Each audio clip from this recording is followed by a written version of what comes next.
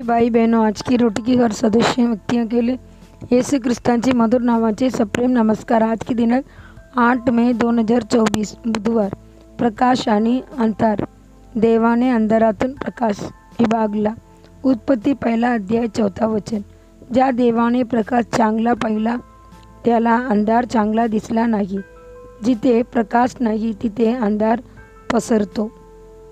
प्रकाशाची शक्ती असते पण अंधारात अशी शक्ती नसते। प्रकाशात अंधार घालवण्याची शक्ती आहे आणि तेजाची वरदान आहे। देवाने अंधारातून प्रकाश विभागला। देवाच्या मुलांनी अंधारापासून वेगळे होण्याची हे जीवन समजून घेतले पाहिजे।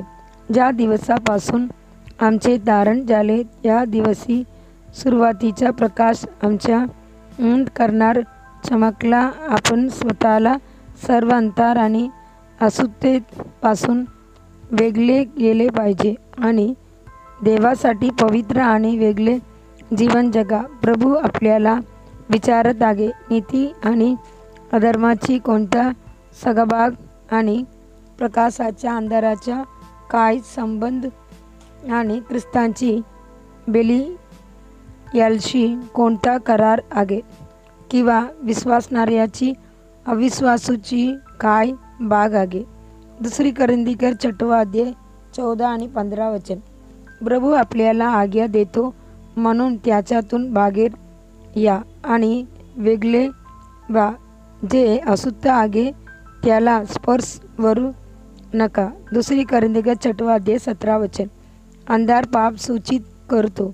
अज्ञान आणि अंधाराची कृत्ये। सामान्यत लोक अंधार पसंत करत नाहीत कारण अंधारात विषारी प्राण्याची धोका असतो। चोर आणि दरोडेखोर।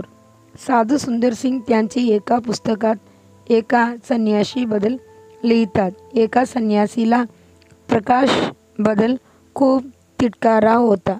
त्याला प्रकाश बघायचा नव्हता म्हणून तो एका या गुहेत गेला आणि अनेक वर्ष तिथे राहिला प्रकाश न पाहता। पण अनेक वर्षांनी जेव्हा तो बाहेर आला तेव्हा त्याला जाणवले की त्याची डोळ्यांनी प्रकाश शोषण्याची क्षमता गमावली आहे आणि पूर्ण अंधार झाला आहे। दृष्टी नसल्यामुळे त्या संन्यासीला आयुष्यभर दयनीय अवस्थेत जावे लागेल। त्याच रीतीने जे पापांच्या अंधारात जगतात ते ख्रिस्ताची प्रकाशासमोर कायमचे उभे राहू शकणार नाहीत आणि त्याने देवाची सन्निधानातून बाहेर फेकले जाईल आणि अधोलोकाची अनंतकालच्या अंधारात टाकले जाईल। पण त्या अंधाराला प्रकाशात बदलण्यासाठी देवाने आपल्याला त्याचा स्वतःचा पुत्र प्रभू येशू दिला। पवित्र शास्त्र म्हणते, सागराला सूर्य किंवा चंद्राच्या प्रकाशाची गरज नव्हती कारण देवाची तेजाने ते प्रकाशित केले। कोकरा हा त्यांची प्रकाश आहे। प्रकटीकरण 21 अध्याय 23 वचन। देवाची मुलांनो, प्रभू तुम्हाला तुमच्या अपयशाच्या आणि पापांच्या आधारातून मार्गदर्शन करेल जेणेकरून तुम्हाला प्रकाशाची राज्याची वारसा मिळेल। पुढील ध्यानासाठी श्लोक।